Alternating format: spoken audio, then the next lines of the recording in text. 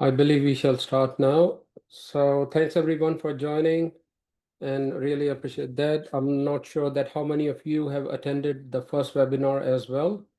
So this is in continuation of the last webinar. So it's a series of 3 webinars, and we will try to cover as much as possible, even though I believe that even these 3 webinars, 3 hours are not enough to cover all the implementation, but at least that will give you an idea that how you can start this project. And then of course, anytime afterwards that you need any guidance or any consulting, then you can always contact us. So before I proceed, very quickly, myself, Wasim Malik, I'm based out of Sydney, and then currently working mainly on ISO IEC 42001 implementation, but at the same time integrating with ISMS, which is ISO 27001.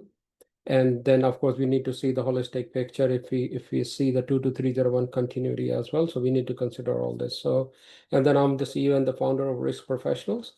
So without taking further time, may I request Harrison to briefly introduce. So thanks, Harrison, for joining us. Harrison is from a global certification body, but then I'll let Harrison introduce himself. So hi everyone, I'm Harrison. I'm a auditor with Global Compliance Certification, and I've been auditing with them now for I think coming up on 8 months. And yep, I've really enjoyed it. I currently audit for ISO 27001 2022. And yeah, I have prior experience implementing and consulting on a software solution that we actually used ourselves to manage ISO 27001. And then I started implementing with clients of ours who were also either already implementing that standard or looking to implement it. And then, yeah, just kind of found my way into the audit space after undergoing a few audits myself. And yeah, at GCC, we really love to focus on continual improvement of these management systems. And I'll be speaking a bit to that today as I cover the audit process later in the webinar. Yeah, thanks, Harrison. So yeah, I thought it would be good that you should know what is exactly involved in the certification audit, the stage 1, stage 2, and then what are the do's and the don'ts that you need to consider and then plan ahead of time so that you have a very successful audit and you achieve the certification.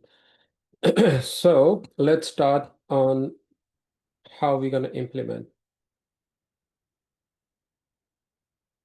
All right, now just a bit of a recap, even though we captured this last time. So again, those clauses, clause 4, which is the context of the organization, and then clause 5 is the leadership, clause 6, planning, and 7 is the support, clause 8 is operation, 9 is evaluation and improvement.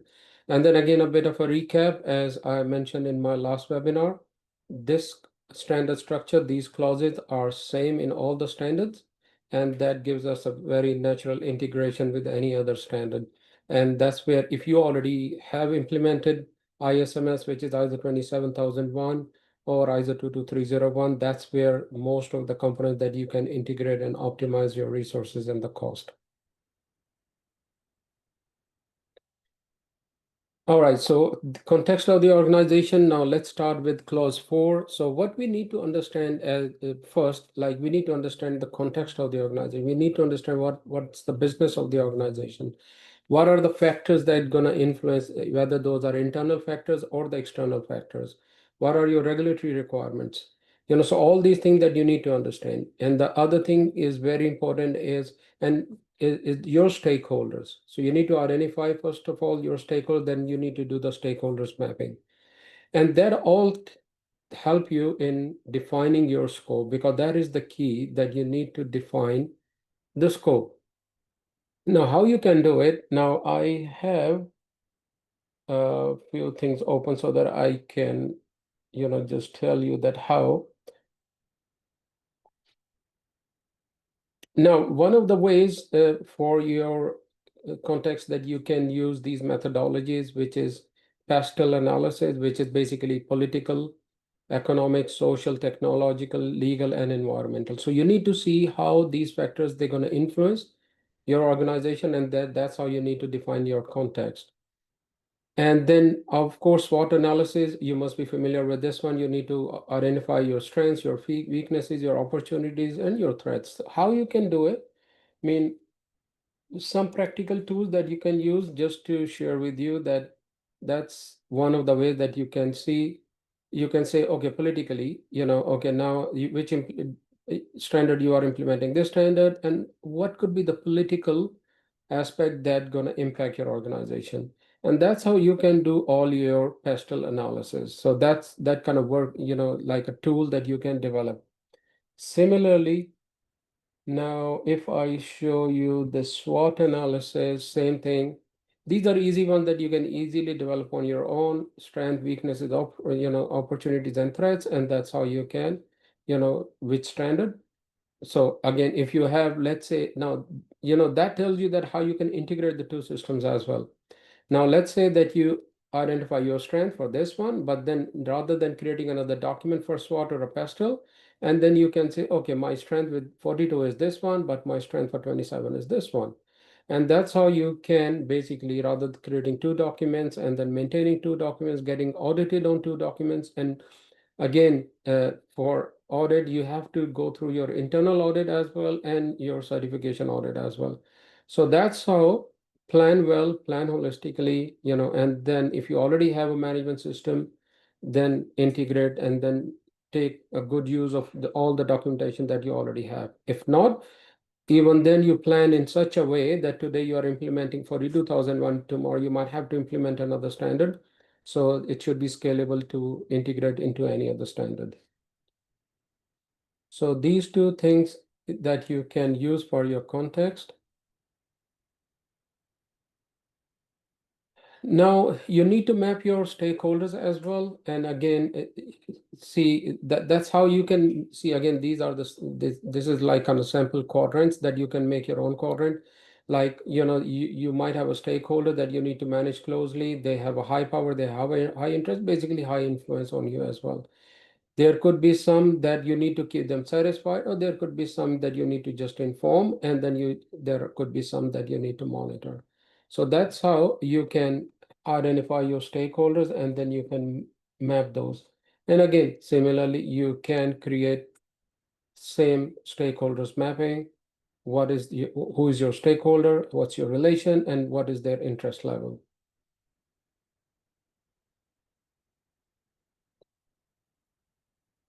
Apologies if I'm going a bit fast, because we need to cover all these clauses in such a short period of time. But then, as I mentioned, that you can always contact me anytime that if you have any other further queries or questions. And then I also like to apologize. Last time there was some questions unanswered, so I'll make sure that I'll address all the questions.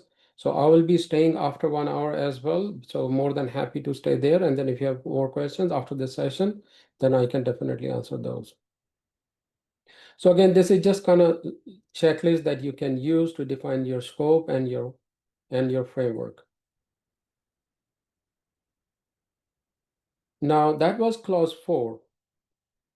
Now, one person asked me a question after the last webinar that they have AI system or any other product that they want to get certified. So basically, certification is not for the product, certification is for your management system. And then using that management system that is certified, then you might have more than one use cases or more than one system. So these are the things that you need to consider while defining your scope. Leadership and the governance, that's another very critical clause. And by the way, I did mention last time, all these clauses are mandatory. So if you see all these 4.1, 4.2, 4.3, 4. These are all mandatory clauses. So if you're not going to comply to any of those clauses, then you may not get the certification. So these are all mandatory clauses. And then difference between the clauses and the controls. So the controls, not all the controls are applicable, but again, that we will cover in our third webinar. And that's where you define your statement of applicability. So if that particular control is applicable or not, and then of course you have to give the justification. So, but we will cover that in the next webinar. So now let's talk about the clause 5, which is leadership and governance. So you accountability is very key. And again, here you can have your RACI chart, and then you can see that yes, who is responsible, accountable, consulted, and informed.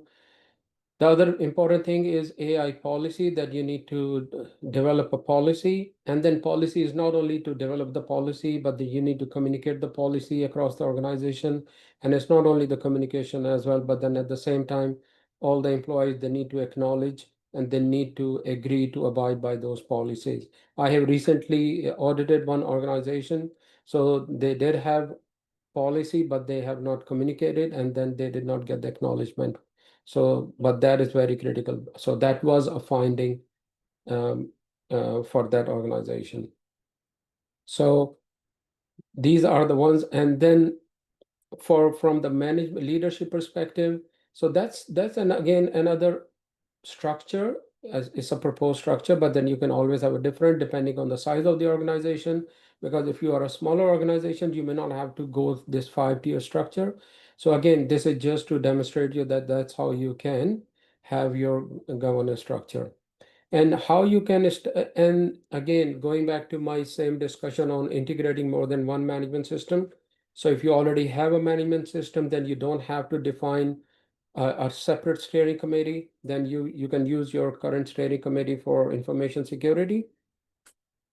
And then you can update their terms of reference of the charter if they have already. If this is the first management system, then yes, you need to develop a charter, or you need to develop a terms of reference for that committee. And then always make sure whenever you develop that terms of reference and then you have committee members, then you need to ensure that you have a primary and the backup members of those. So if the primary is away for any reason, there should be delegation, for the authorities, and there should be a proper procedure for delegating those authorities. So when you develop your AI policy, then these are the things that you need to consider. There's the purpose and the scope, the ethical principles, and then how you're going to manage the risk, and then roles and accountability, and of course your commitment to comply all those legal, regulatory, or any other client requirements and all this. Ethical principle, you will find a lot, like for fairness, transparency, accountability, privacy, safety, community benefit. There are a lot. So you need to see, which ethical principles you're going to follow. Like in New South Wales, there is a framework given by Digital New South Wales, AIAF, Artificial Intelligence Assessment Framework, and they have 5 principles that we need to do an assessment for any system. So again, there are so many frameworks that other than ISO 42001 that you can refer to add more knowledge and more value into your management system. So for this one, like if you will be audited, then the auditor should be looking for a signed policy which has been signed by the management, communicated, and acknowledged by the employees. Terms of reference, as I mentioned, yes, and then the meeting minutes. Meeting minutes you need, of course, here as well, but then later for in the clause 9 and 10 as well for the management review. So we'll cover there as well. So again, this is just a RACI chart. If you are familiar with this one, so basically how this one helped that, yes, that, okay, these are the activities, who's responsible, who's accountable, who is consulted, and who is informed. So you can develop a RACI chart. This is very, very helpful. And then that's how the roles and the responsibilities become very clear within the organization. All right. So clause 4 and clause 5 that we are done with, and just a recap. So you need to define your context, your stakeholders, you need to define your scope. And then once you have that one as well, and then the leadership, so that their role is very critical. They need to support, they need to sponsor, they are accountable. And by the way, the standard does not say like a board is accountable or responsible for this one. They say top management, but in some regulations they make the board accountable. So you need to see that how you're gonna have your structure there, who you're gonna make accountable. The way I have done in the past, if at all possible, then I always make board accountable. And the benefit of that one, that if even if it is a compliance to a certification or a compliance to any other regulatory requirement. Like in Australia for APRA regulations, in most of the cases, board is accountable. So in that case, you're basically ticking both boxes, be it a board, be it a standard or be it a regulatory requirement. All right, now let's jump on to clause 6, which is planning for the AI governance now, and then of course the risk assessment. So what we need to do is we need to basically establish the whole framework here now, that how we're going to do the risk assessment, how we're going to identify those opportunities, and then here you define your metrics, basically if which we call probability by impact. It can be 3 by 3, 4 by 4, or 5 by 5 metrics. It depends how your organization is, small, big, medium. Mostly people, they use 5 by 5 metrics because then you have a more leverage to play within those probability and impact. And then one of the critical things that is here is AI system impact assessment. So like in business continuity, ISO 22301, there was a business impact analysis or assessment where that what if your business goes down, what would be the impact? Now here you have to do an AI system impact assessment, and then like by using this system, what would be the impact on the community? What would be the impact on the employees? Now, just to give you an example, I audited again one organization, and they said that by using this system, which is English only, then it might impact non-English users. So there is a factor of bias in that one. So that was good that they identified and documented, but they did not plan for the mitigation of this one. They did not record in the risk. So any risk that come out of AI system impact assessment, then you need to ensure that you document that into register and then you mitigate. Now, whether you're going to accept it or have treatment action and all this, then this is what you need to decide with the risk owner. So that is very critical. This is one of the core documents. The other example, I would say that that they had, yes, they did the assessment, and again, there was no one person accountable for that system. The whole team was accountable. So accountability need to be defined as well. And then again, of course, there was another one that using an AI system, the GRC professionals, this is what exactly they recorded, that they might get concerned that their job could be at jeopardy by using the system. So again, these are the principal ethical principles, and that's how you do your AI system impact assessment. Okay, now then you also need to set your objectives, and so again it need to be smart. So again, there is a slide, we'll go through those, and then of course plan for the change management. So change management is not only that change within your AI system or management system, the changes in your management system also that you need to ensure. So this is one of those things that the auditors they typically pick those ones, and then because most of the organizations they don't comply, they don't identify changes within your management system. They do identify and record changes in the AI system, for example, or a technology, but not in the management system itself. So yes, so now 23894, which I mentioned in my last session as well, that this is the standard, which is purely on the AI risk assessment. So I suggest, yes, you refer to that standard. That really going to helpful. And then another good source, if you see, I have provided a link at the bottom. This is a risk atlas provided by IBM. Very nice repository, because this is, I would say, an evolutionary thing. There are new risks identified. So whatever those risks are being identified, they are recording into that atlas. So have a look. You will see a lot of risk, and that's how you can build your risk register and then see which risk is applicable to you. So again, this is here, like you need to identify risk, you need to do an analysis and evaluation, and then based on that one, you need to treat your risk, whether you're going to mitigate, you're going to transfer, or you're going to accept the risk.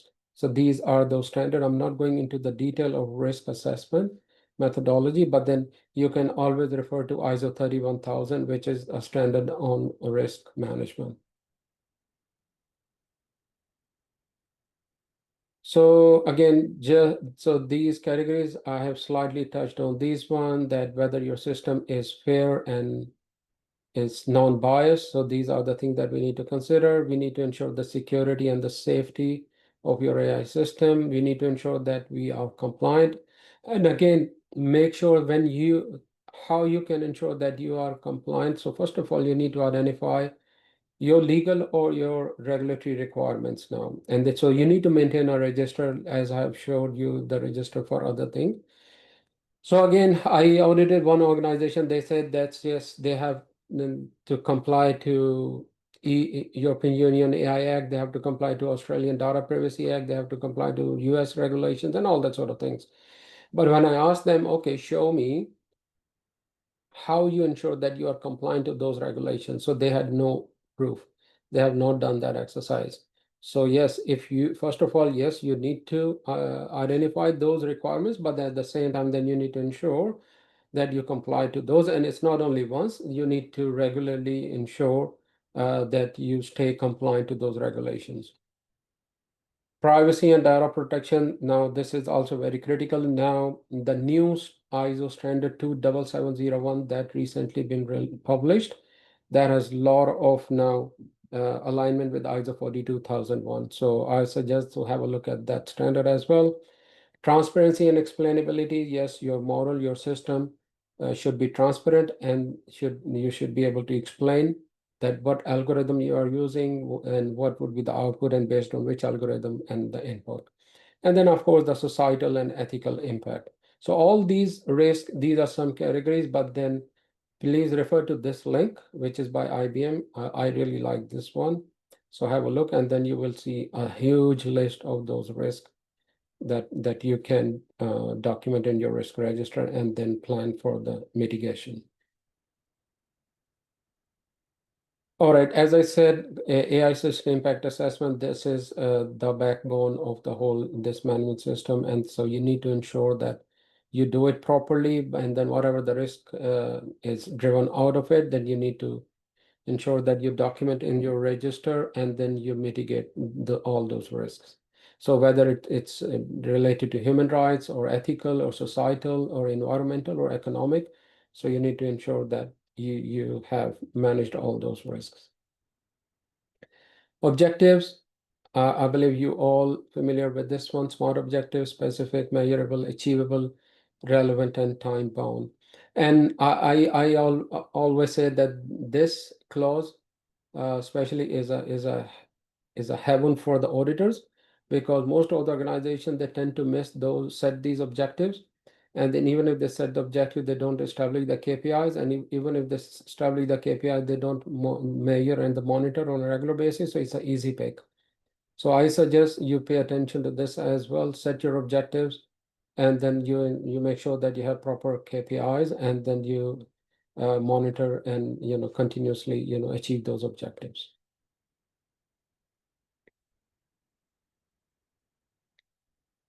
Harrison, anytime you crave to jump into it as an auditor and you want to add any feedback, any comments, please feel free. All right, so what could be the deliverables or the evidences that an auditor can look for in this for the clause 6, your risk register, your treatment plans, your impact assessment form. And by the way, this system impact assessment need to be done for each use cases or each system. And then, of course, objective tracker, as I mentioned, that yes, you need to have those smart objectives, KPIs, and then you need to continuously monitor.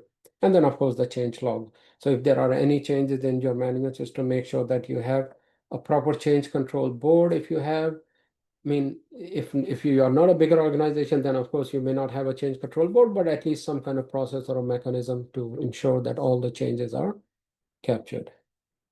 And not only captured, managed.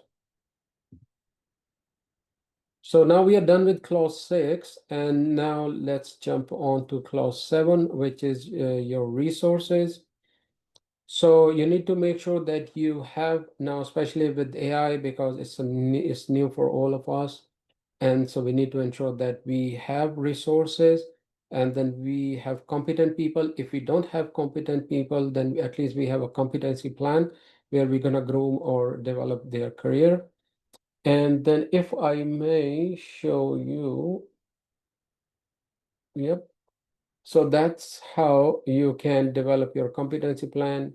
Let's say these are your competency areas, and then, whether it's technical or non-technical, and then, again, for your AI manager, your data scientist, you can have those roles defined, and that's how you can develop their action plan, when they're going to do it, and all this kind of thing, which training they need. So then at least you need to develop a competency plan for your resources. Training and awareness, this is a must for any management system also. And again, let me repeat again that all these sub clauses, these are all mandatory. So you need to ensure that you comply to all of these ones. So training and awareness, whether you do it using your LMS, your learning management system, you do the town hall. So you need to ensure, and especially with this AI, uh, because there is a lot of you may not even notice that people are using, because it's browser based or any other system they are bringing and they're using. So you need to ensure that they are properly aware with the policy, they acknowledge the policy, and they should know the do's and the don'ts. So again, communication is the key, as I mentioned before as well. Now, finally, documented information. Now,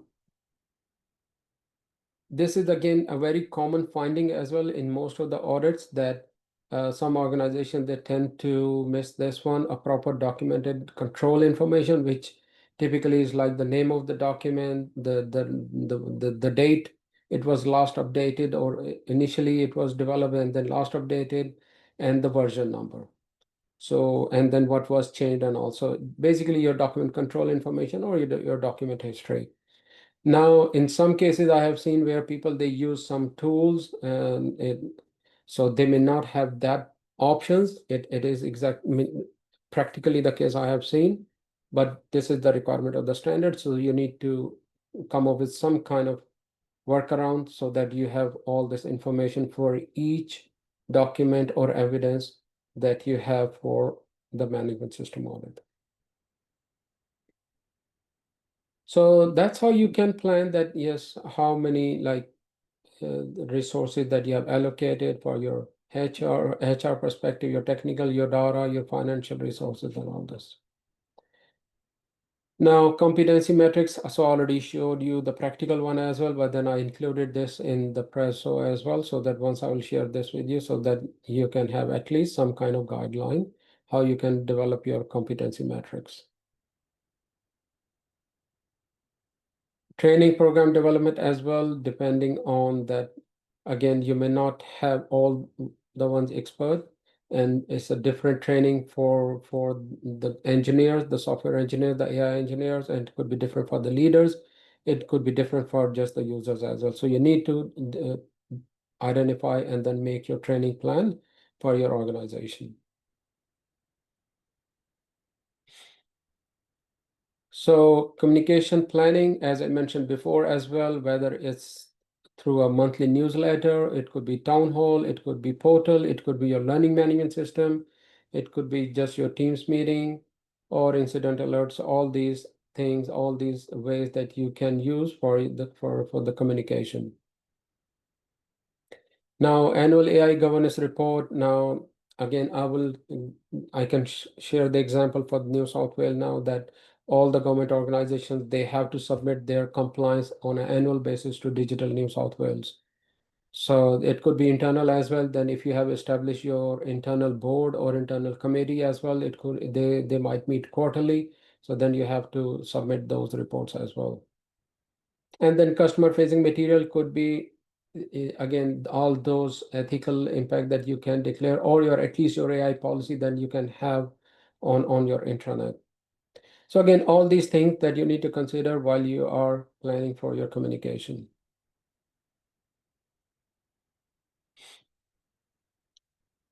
So this is, again, as I mentioned before, document control. So these are those information that you need as a document control information, or document creation, like the date and all the metadata of the document that you need, who you are distributing it to, And also one important thing is now, what is your policy to review and update your documents? If your policy is every year, then you need to make sure that your documents are maintained and updated every year. So make sure whatever is your policy, that you comply to that policy, and version control as well. And then, of course, if there are any disposal, regulatory disposal requirements, then you need to make sure that you retain those documents and then dispose as and when needed. So again, the evidences could be your resource planning, your training metrics, your awareness. Yeah, so awareness and the training, be it a town hall or be it a Teams meeting or LMS, you need to ensure that you keep an evidence and of all those, because this is all what you need when you will be audited for this clause. All right, so now we're done with the clause 7, and now it's a clause 8, one of the most important clauses as well. So basically now that's where comes your operational planning and control, risk assessment, and the treatment. And so now let's say if you are developing I remember I mentioned last time that you could be, your role for an AMS could be different. You could be a developer, you could be just a deployer, or you could be just a user. So depending on that one, that you have to develop your statement of applicability. So now here, let's say you are developing an AI system, and then you have all these phases of your, let me say SDLC, because system development lifecycle, but this is for the AI. Now, as I referred to an AI-AF framework by Digital News Southern, which is Artificial Intelligence Assessment Framework. So what they are asking is that you need to assess an impact at each and every phase of your development cycle. So whether it's at the conceptual stage, then you need to identify again what is the usage and what would be the impact. So once you go from concept to design and then to develop, so they want all the government organizations to do an assessment at each and every phase of the development.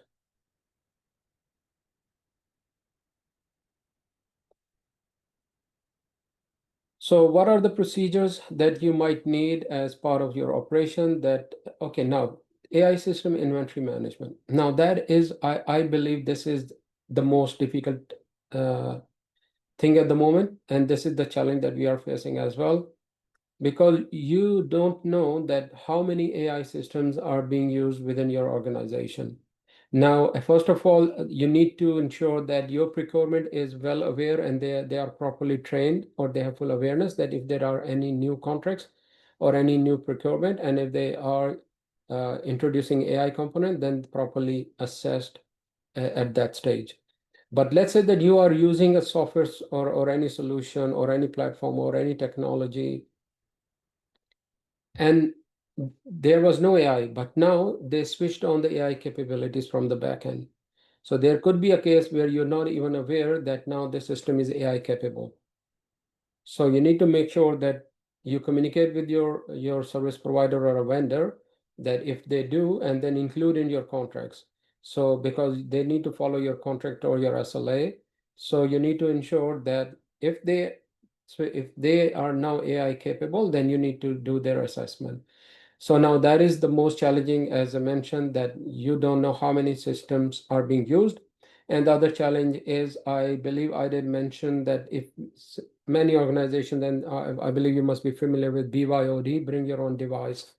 Now with this AI, what we are introducing is now bring your own AI. So, and then if you already have a BYOD policy, then you can just update your policy and then introduce the component BYOAI.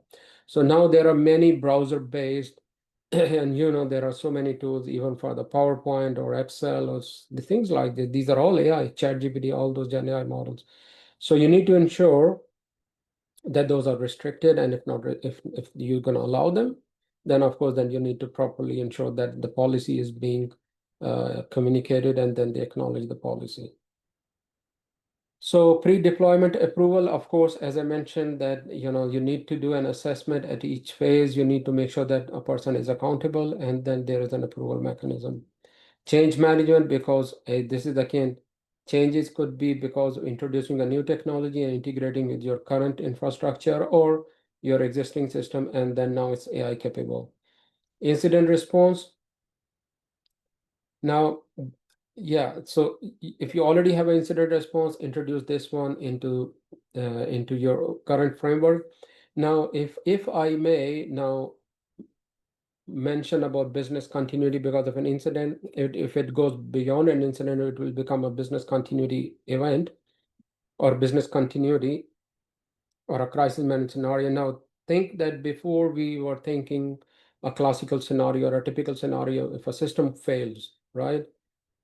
Now, system may not fail, but then your model might drift from the original output. Let's say the pricing, I'm just giving an example, a scenario, and then let's say it's a Black Friday, and then the price of a commodity was, let's say, $100, and now suddenly it's $1,000. So system is functioning. You are not getting any alert that the system fails, so everything is fine. But now the customer, they have seen that price is shot up to like 1,000, so there will be an outcry. There could be a reputational impact. So that will end up into your business disruption. So you need to consider now these new scenarios in your business continuity planning. And you need to consider where we were capturing financial and non-financial impact, which is operational impact, regulatory impact, customer impact. Now you need to consider your ethical impacts, societal impact. And the other thing that I've been now, because this is what I've been speaking in other events as well, like we had RTO, which is recovery time objective, and RPO, which is recovery point objective. Now think from AIMS perspective, it could be RFO, which is recovery fairness objective. It could be RAO, which is recovery accuracy objective.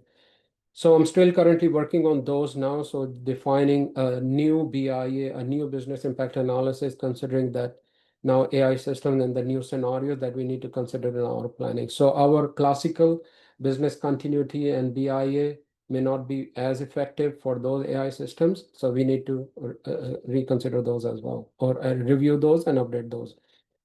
Monitoring and logging is, of course, vendor management. I already mentioned that whether it's at the procurement, if you are getting a new vendor, then yes, they need to be trained. Or if you already have a vendor and a software, then you need to make sure that you revise your contract, your SLA with them. So that if they enable their solution, then you need to do the proper assessment of this one. And data management, of course, you need to ensure the quality, privacy, and security, because as I mentioned earlier, like data might drift, or there might be a case of a data poisoning, and then these are the new scenarios that you need to consider, and you make sure that these are a part of your planning. Some integration points I documented, so you please consider those, because I'm mindful of the time, so it's 6:40 almost. All right, now clause 9 is performance evaluation. So the main component, of course, monitoring and measurement, which we mentioned already, the objectives, setting objectives and setting KPIs. So need to ensure that we properly establish those, and then we monitor and measure those. Internal audit. This is again one of the very critical, and again, this follows, if you're familiar with the 3 lines model, that you have business, the first layer, and the second layer that you have assurance mechanism like cybersecurity, business continuity, all those IT and all these are in the second line. They used to call it 3 lines of defense model, but now it's 3 lines model, because 3 lines model is more collaborative. And so internal audit comes in the 3rd line. So before you request your certification audit, which is not the 4th line, because there is no 4th line, but that's your external after internal audit. So it's basically this 3 lines model, making sure that if you have any non-conformance, that is mitigated before you request an extra certification body to come and audit. So internal audit is a must that you engage. So let's say you are a smaller organization, you do not have internal audit function in your organization, then you can outsource internal audit to a consultant, and they're going to come and do an internal audit. So don't get confused with the term internal, that you need to have someone internal in the organization to do an audit. You can always request consultants who are the auditors to come and do an audit. But at the same time, the certification body, they cannot do the internal audit. they can only do the certification audit. So that need to be someone other than the certification body.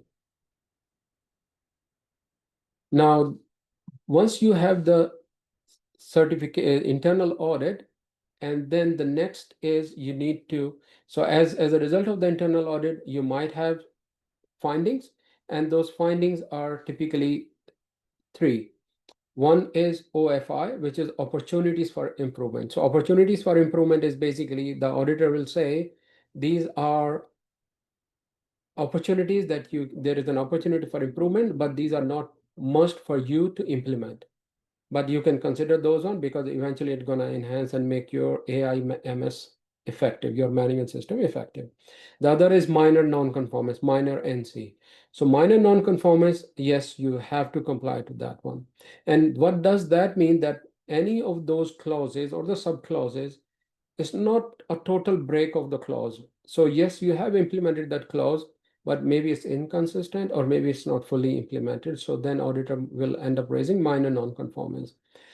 So when a certification auditor will come, they will raise a minor non-conformance. And the only thing that you have to do is, maybe I'll leave this one for Harrison later to address that, what would be the procedure that if there is an OFI, if a minor NC, and then need to submit the corrective action and the major. So you please address this in your time. So let's say you have an internal audit done, so you have those findings, then you need to take those findings and then you need to present that in management review. Now, management review is basically the same, your steering committee or a working group, then you need to present those. Now, here also, sometimes you get finding by the auditor, because if you refer to the clause in the standard, basically they have given you an agenda items in the standard. So just copy those as is, put in your agenda so that you don't miss any of those bullet points that you need to address in your management review. So that's how you're going to comply to this management review. So you need to complete this cycle, internal audit, management review, and then document those corrective actions into your corrective action register. So auditor will come and definitely they will see this. So don't miss this clause as well. So this is just a sample of your KPIs and all that you can document. And internal audit program, as again, I already covered this one, major, minor, and observation.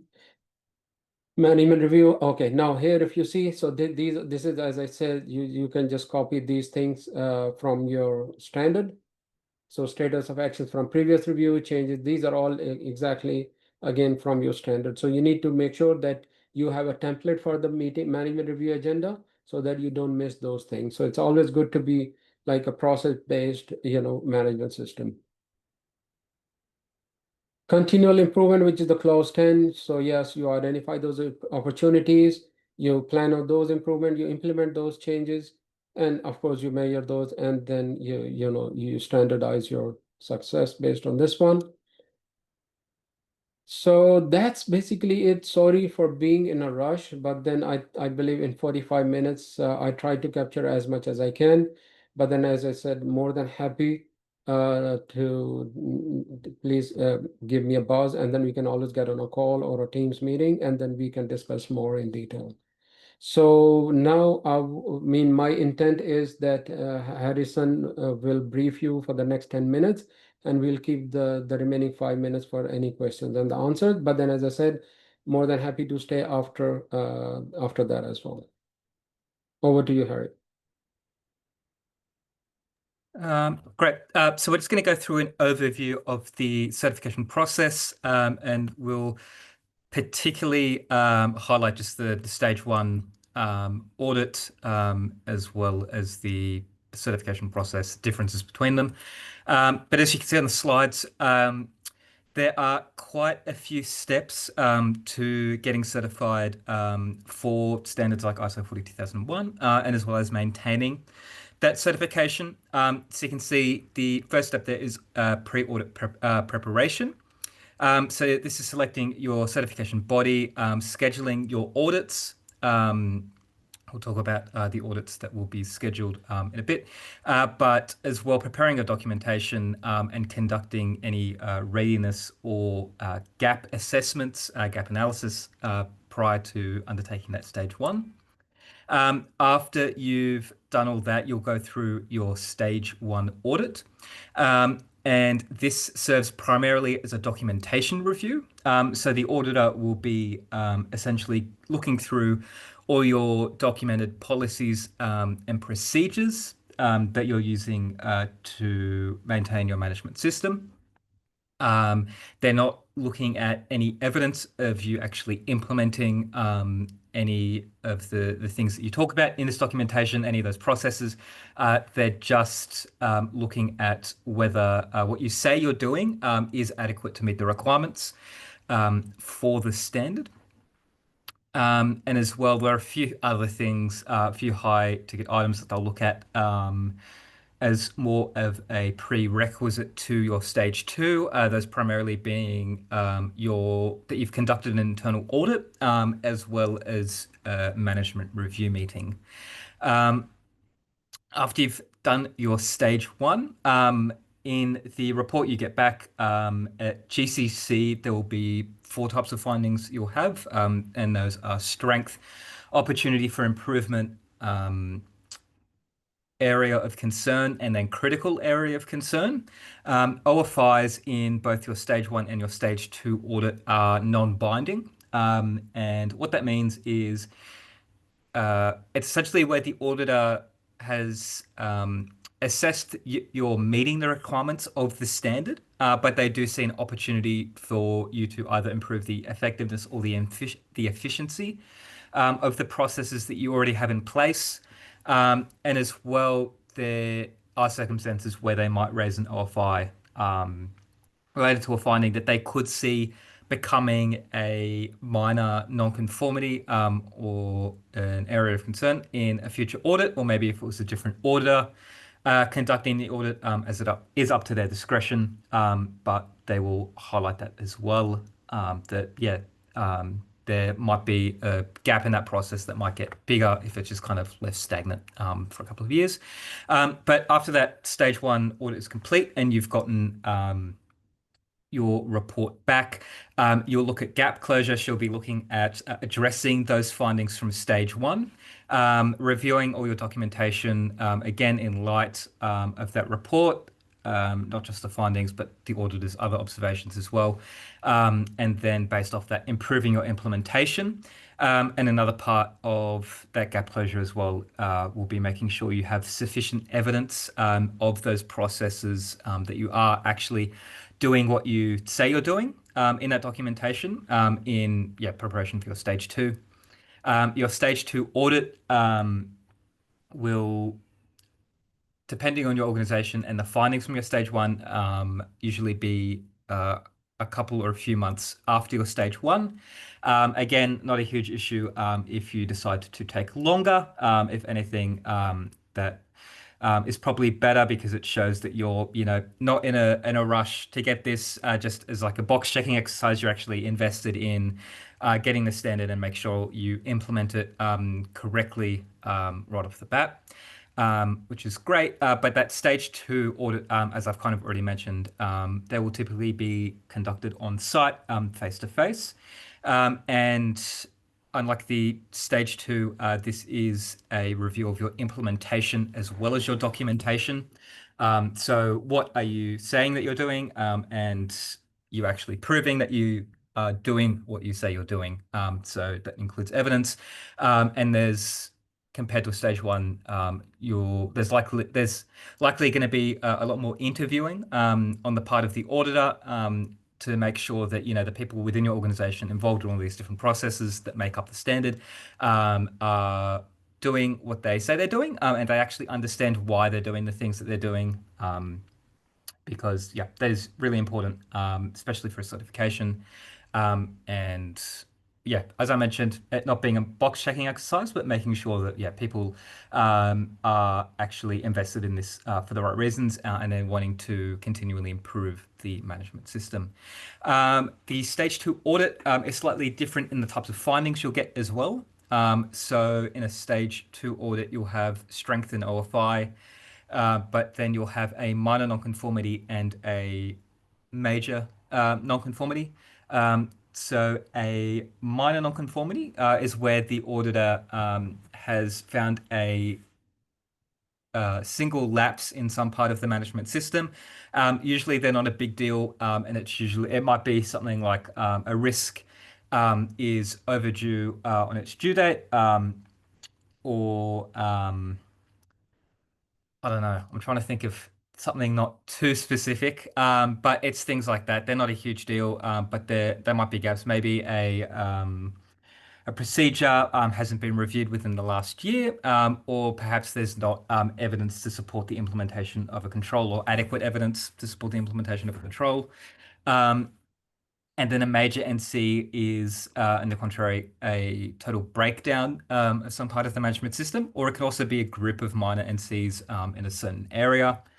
Um, After your stage two audit, you'll get one of three results, which will be compliant, and then there's compliant with minor nonconformities, and then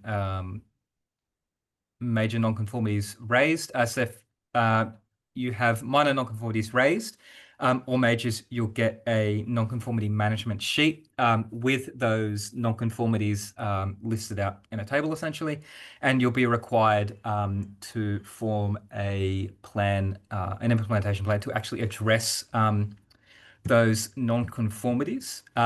For minors, we do require that you address those within and actually implement the mitigation for that non-conformity within 90 days.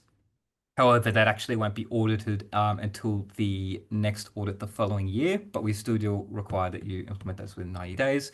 If a major NC is issued that is slightly different, you're still required to address it within 90 days. However, a follow-up audit will be planned in that case where the auditor will revisit your site maybe for half a day or a day, and they'll just review those major nonconformities, whether they can then be completely removed or lowered to minor nonconformities. And then you'll be able to proceed with the certification process after that. Um, yes. And then after that, when you submit that nonconformity management sheet back to the auditor, they will then submit that. They'll then, sorry, they'll actually review the implementation plan that you've come up with. And when you say you're going to do it by, if that's all fine, that's great. They'll then submit that with their report to the certification body, who will then review that report and the nonconformity spreadsheet. And then your certificate will be issued pending that review. Um, and after that, after you've got your certification, you'll join a 3-year audit cycle. So a year following your certification audit, you'll do one of two surveillance audits. These surveillance audits are usually shorter in length. So where a certification audit might be 2 days, your surveillance audit might only be 1.5. And you also won't cover the full scope of the certification. You might cover 75% in your surveillance one audit, and then in your surveillance two audit the following year, you'll cover around 75% of the standard again, but you'll cover whatever you didn't cover last year, and you won't cover some of the stuff that you covered in the previous year, if that makes sense. And then in your third year, you'll do a recertification audit, which is similar to that stage two certification audit that you did, where you're looking at the compliance of the whole management system over the past 3 years. And as well, with that audit cycle, there's a bit more of a focus on continual improvement. So especially with that surveillance audits, there's less of a focus on let's audit the whole system again. It's what are you doing differently, and how can we improve those processes that you've already got in place. If we could go to the next slide, please. Thank you.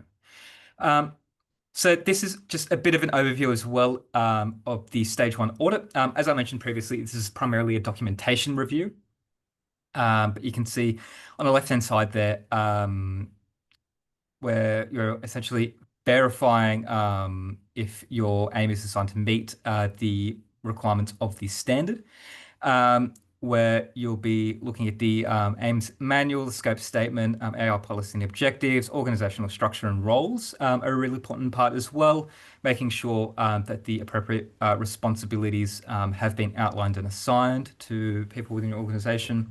And as well, documented procedures and work instructions, forms, templates, records, and evidence of management commitment is really important as well. I talked about the management review previously as well. And just to cover off a few of the common stage one findings as well that was there. Sorry, if you could go back, Zoom.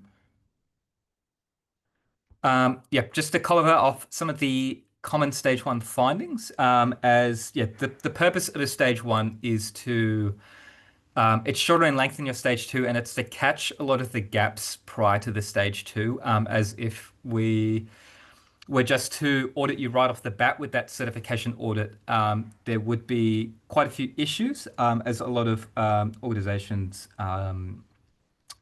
there's a lot of findings in a stage two usually already, but we kind of want to get a lot of the findings related to the documentation out of the way initially, and it really helps as well clients, I think, better understand the standard as well if they're able to talk through their documentation and kind of their approach to it prior to that stage one. Prior to the stage two, I should say. But to continue with the stage one findings, common ones there are missing documented procedures are a big one. So we'll actually run through the entire standard and make sure that you do have adequate documentation to address every single part of the requirements. And again, that means that you'll understand, the standard more in depth, and you'll have less findings in that stage two. As well, I mentioned the importance of roles and responsibilities, making sure those are all assigned and that all the gaps are covered in the organization. And as well, I talked about this previously, but the two big ones are the management review and the internal audit records. So Wasim talked about how the internal audit, while it is called internal, you can get an external consultant to conduct it. That kind of points to the big part of the internal audit that I see fairly often is that it needs to be impartial. So that means that you can't have someone audit your management system if they've worked on it or worked on certain aspects of it.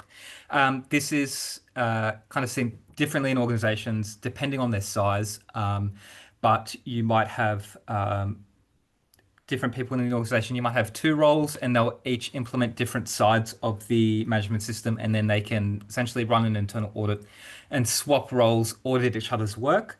Some organizations understand that's not particularly viable, or if you might have an executive, someone in an executive role, or in another part of the business who has experience in auditing other systems. They can actually undertake a internal auditor course as a part of the standard as well is making sure that your internal auditor has the right credentials and knowledge to actually audit the system and to carry it out effectively. But they would meet the impartiality requirements as they haven't been, involved in the implementation. But yet, what we're saying as well is that usually is just easier to engage an external consultant and not have to worry about that and know that you're hiring a trusted professional. That is something that crops up fairly often. And as well, making sure that your internal audit records are adequately documented, making sure that you have actually documented appropriately, that you're actually auditing the entire management system and you just haven't got, a list of findings. The auditor does need to see evidence that you have actually audited your entire system, even if you don't have findings and you are, writing that you're compliant for those certain parts of the requirements, just making sure that's all documented. And as well, making sure that you've conducted a management review meeting and making sure that everything that needs to be reported to management as is required by the standard, whether it's certain objectives or your internal audit findings, especially that they have been reported and it has been documented in the minutes of those meetings and you are keeping records of those. Apologies, Harrison. We are over time now, 7:01 now. Oh, okay. Sorry, I've been looking at my Maybe, clock. so I think what we will do, Mm-hmm. so thanks a lot, Harrison. Definitely, Yep. it's added value what you have shared with us, because that's how our colleagues, they can plan. So I Mm-hmm. think the do's and the don'ts, I think since we will be sharing the slides with them. So Yep. I just wanted to give them an opportunity if they have any question, if that's okay with you. Yeah, sure. No worries. Because they might have some meetings planned as well. So any question if you have, then okay, there is one question there. For stage 1 audit, is the audit process as rigorous as stage 2 audit? No, so as I mentioned, stage one audits are usually shorter than stage two. Primarily that's because of the evidence that is required. You're not looking at implementation of the clauses or the controls for the standard. It's a lot of reading for the auditor, and it's not as much interviewing, but it is making sure that you are at least saying that you're meeting all the requirements that you need to be meeting for um, the standard. And as I've kind of talked about as well, it is a precursor to the stage two, and stage two is kind of the big kind of more rigorous where you're really diving in to the processes, where as the stage one is more of a surface, not surface level, but it's primarily documentation you're looking at, and making sure that you have all of the required processes, procedures, and policies documented. Perfect. Thank you. So there is no other question. So thanks everyone once again, and then we look forward to you in our last webinar. That's where we will cover all the NXA controls. So thanks everyone. Thanks for your time. And we will send the slides, and then of course we will share the recording as well. Thank you all. Thanks, everyone.